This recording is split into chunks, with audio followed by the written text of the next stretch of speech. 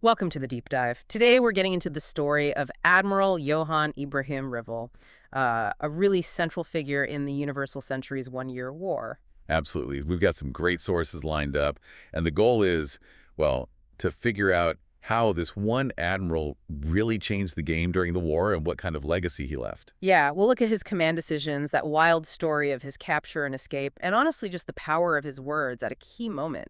Let's jump in.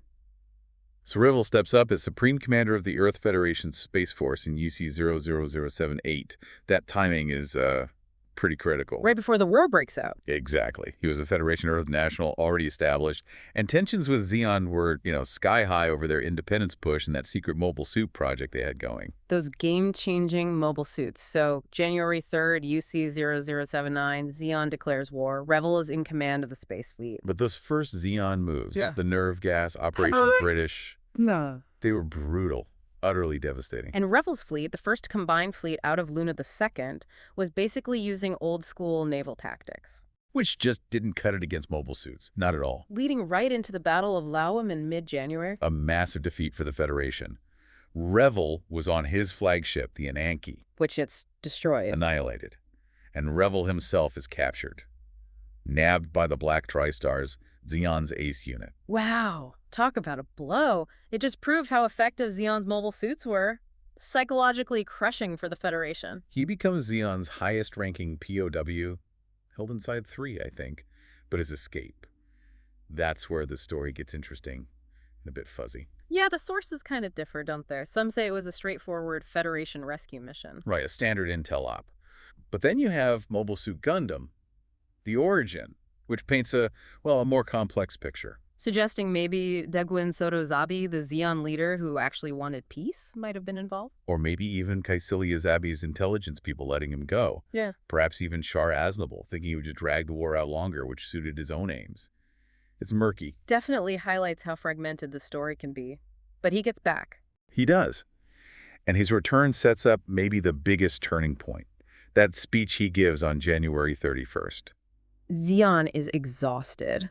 Just iconic. He basically stood up and argued, look, Zeon's pushed too hard. They don't have the resources to keep this up long term. And it worked. It completely rallied the Federation right when they were considering surrender. It did. It led directly to the Antarctic Treaty, which, okay, it set some rules of war, but critically, it committed the Federation to keep fighting. No surrender. A controversial decision in hindsight, maybe given the cost, but absolutely vital at the time for morale. And that decision to fight on meant they had to counter Zeon's tech advantage. Which brings us to Operation V. The Federation's secret weapon program, developing their own mobile suits. Exactly. The gun tank, the gun cannon, and of course the RX-78-2 Gundam, plus the carriers, like the White Base. And Revil, as Supreme Commander, he's overseeing all of this. Strategically vital. He wasn't just reacting anymore. He started driving the counteroffensive. Think Operation Odessa in November '79. Huge victory on Earth. Secured resources, really hurt Zeon's ground game. And he planned Operation Star 1, the big push to take Zeon's asteroid bases, like Solomon and Aboakwa. The Origin gives him that bold plan too, right? The feint towards Aboakwa while he leads a force straight for Side 3. Yeah, aiming for the heart of Zeon, trying to break their will.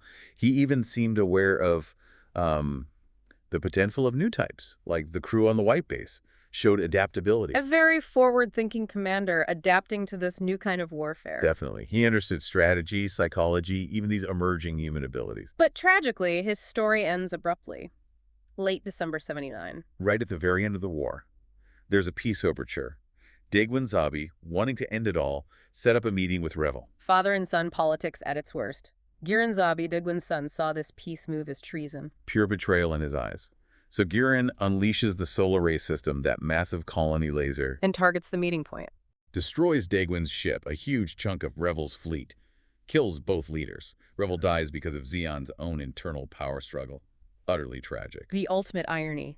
The man who rallied everyone not to seek peace dies during a peace negotiation. It really underscores the chaos and the bitterness of those final days. So wrapping this up, the key thing about Revil is his leadership really did stop the Federation from collapsing early on. Absolutely.